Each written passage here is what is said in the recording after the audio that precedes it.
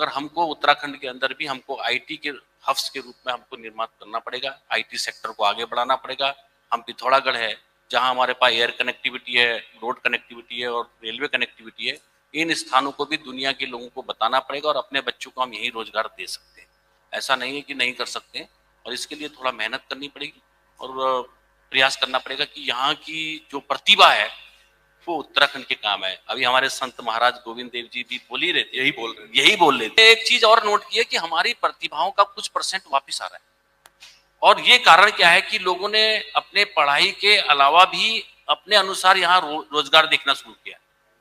बहुत सारे बच्चे हमारे आज की टेक्नोलॉजी का इस्तेमाल करके अच्छी जगहों पर होम स्टे से भी ऊपर का कॉन्सेप्ट लेकर आए और उसको कर रहे हैं।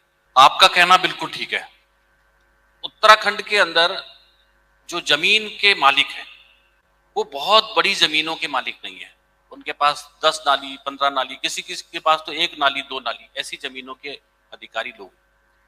2007 के अंदर जनरल खंडूरी जी जब यहाँ के मुख्यमंत्री थे तो पहली कैबिनेट के अंदर मैंने इस बात की चिंता करी थी कि उत्तराखंड के अंदर बहुत तेजी के साथ, क्योंकि मेरे कसार देवी में, कौसानी में, मचखाली में, मेरे क्षेत्र के अंदर बहुत सारे लोग जमीनें बेच रहे थे।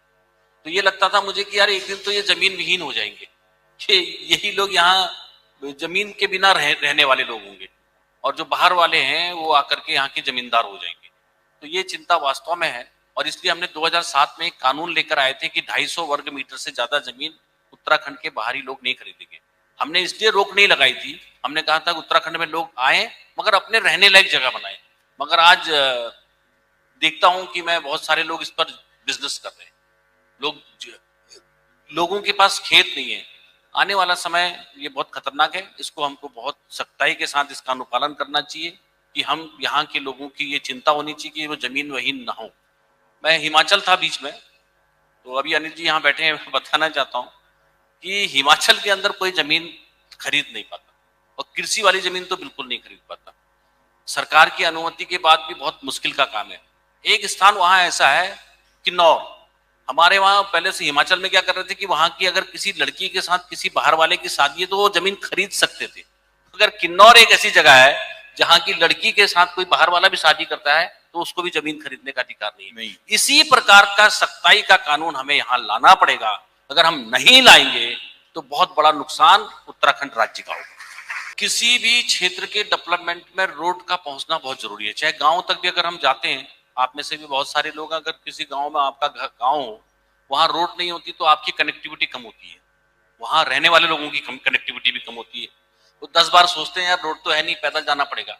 इसलिए रोड तो इंसान के जीवन के लिए बहुत महत्वपूर्ण है, विकास के लिए भी जरूरी है। अगर रोड जाती है तो गांव में डॉक्टर जाता है, टीचर जाता है, गांव के अंदर बाकी के सारे डिपार्टमेंट जाते हैं। इसलिए रोड बहुत इंपॉर्टेंट है, मगर अच्छी रोड है। क्योंकि अब हमारी लगभग ये बहुत सौभाग्य है कि अटल बिहारी वाजपेयी जी ने प्रधानमंत्री ग्राम सड़क योजना की शुरुआत करके, क्योंकि मैं उस समय जिला पंचायत का अध्यक्ष था 2000 में, तो मुझे तब 2 रोड मिली थी, एक सल्ट में और एक कौसानी से करीब 12 किलोमीटर की दूरी पे। तो वहां लोगों ने बहुत जश्न मनाया था कि हमको रोड मिल गई। आज सौभाग्य कि इन 24 सालों के अंदर लगभग हमने हर ग्राम पंचायत को, गांव के अंदर नहीं, हर ग्राम पंचायत तक हमने रोडों को जोड़ा है। अगर आप ये वीडियो YouTube पर देख रहे हैं तो हमारे चैनल को सब्सक्राइब करें और बेल आइकन को दबाना ना भूलें। अगर आप Facebook पर ये वीडियो देख रहे हैं तो हमारे पेज को लाइक करें।